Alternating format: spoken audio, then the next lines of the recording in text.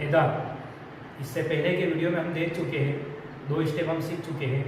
अब उसके आगे की स्टेप लेकर मैं आपके सामने आया हूँ। अब इसमें हमें करना ये है कि जेल के एदाद को अददी खत पर जाहिर कीजिए। अददी एदाद को अददी खत पर जाहिर कीजिए।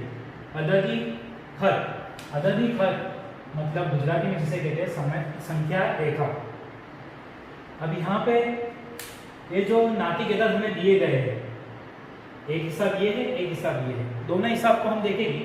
पहले हिसाब में खाली एक एदाद है, एक नंबर है, और दूसरे हिसाब में 3 नंबर्स दिए हुए हैं, 3 नातिक एदाद दिए हुए हैं। हम दोनों हिसाब को एक के बाद दीगर देखते हैं। अब इसको हल करने का आसान तरीका ये है कि सबसे पहले हम अददी खत बना लें। अददी खत हमारा तैयार हो गया। अब अददी खत पर हमको 7/4 जाहिर करना है।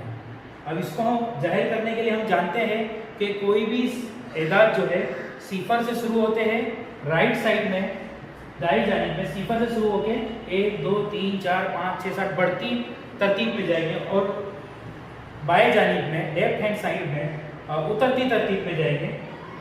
-1 -2 -3 -4 ये हमको पता ही है, लिखना है।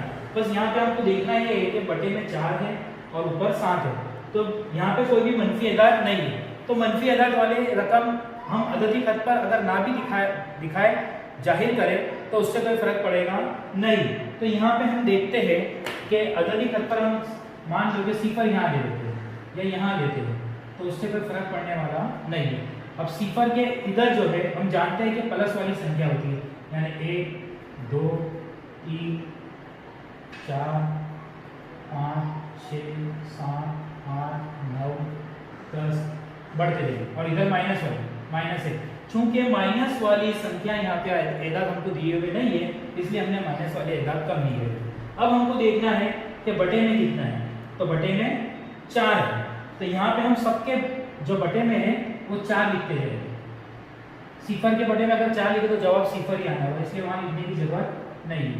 4 2/4 3/4 4/4 5/4 6/4।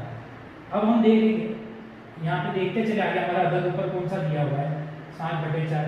ये जो हासिल अदद था वो हमको यहाँ पे दिखाई दे रहा है, और आगे एक क्वेश्चन अदद है, ये जरूरी नहीं यहाँ पे भी स्टॉप कर सकते, तो ये अदद आपको मिटाना पड़ेगा। तो उससे बदल में लिख देता हूँ।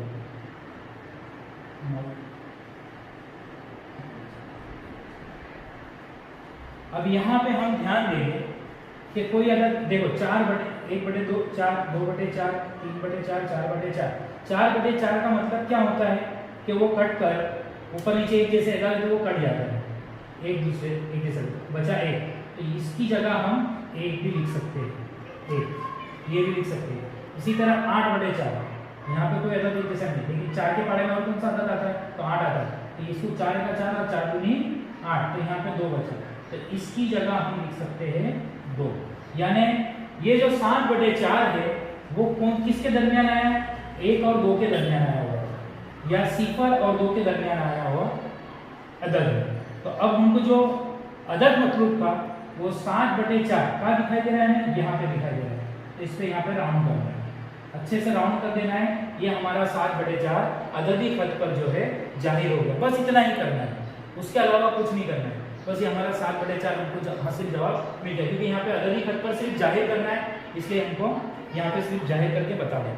तो ये 7/4 यहाँ पे हमारा जाहिर हो गया। ये हमारा हिसाब नंबर हल एक यहाँ पे हो गया।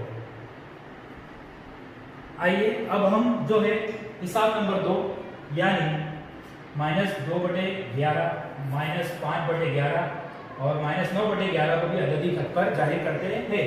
अब यहाँ पे हमने देखे कि इसमें सब प्लस के अदद थे, तो यहाँ पे हमने माइनस वाले अदद नहीं है। अब यहाँ पे देखते हैं कि यहाँ पे सब माइनस वाले, प्लस वाला एक भी अदद नहीं है, तो हम क्या करेंगे, यहाँ पे प्लस वाला अदद एक ही लेंगे, मतलब जो है यहाँ सिफर इधर ले लेंगे, क्योंकि यहाँ पे प्लस वाले अदद नहीं है। हम अगर सिफर यहाँ ले लेते हैं, जैसे सिफर के बाद क्या आएगा 1, यहाँ पे -1 -2 -3 -4 -5 -6 -7, -8, -9, -10, -11, -12, -13, इस तरह ये आगे बढ़ते जाएंगे। हम यहाँ पे देखते हैं -9 से ज़्यादा नहीं है, तो मैंने 2-4 अदद और ज़्यादा ले लिया। आप नहीं भी ले तो भी चलेगा। अब यहाँ पे सिफर है, बटे में सबके यकसा रकम है, 11 ही है, तो यहाँ सबके बटे में 11 लेके चलेंगे। -1/11, -2/11, -3/11, -4/11, -5/11,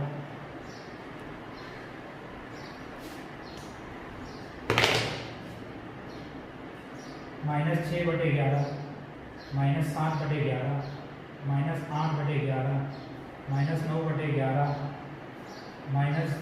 -10/11, -11/11, -12/11, -13/11। इस तरह एदाद हमको लिखना है। अब हम यहाँ पे देखेंगे कि ऊपर कौन कौन से एदाद दिए हुए जो हमें अददी खत पर जाहिर करना है। ठीक है, अददी खत पर अब हमको कौन कौन सा जाहिर करना है, उसके लिए जो है -2/11, तो -2/11, उसके बाद -5/11, तो -5/11, उसके बाद -9/11, -9/11। यहाँ पे भी हम देख सकते हैं कोई रकम 11 के पहाड़े में आती है, ऐसा कोई है, तो ये एक रकम है। ये रकम को हम जो है 1/1 मतलब -1 लिख सकते हैं। तो ये जाहिर हो गया कि ये जो एदाद है -1 और सिफर के दरमियान आए हुए एदाद है। और तीनों अदाद कौन से दिखाई दे रहे हैं हमें, ये अददी खत पर भी जाहिर हो गए, -2/11, -5/11 और -9/11। इस तरह हमको सिर्फ और सिर्फ अददी खत पर जाहिर करना है, उसके अलावा कुछ करना नहीं है, बस इतना ही करना है।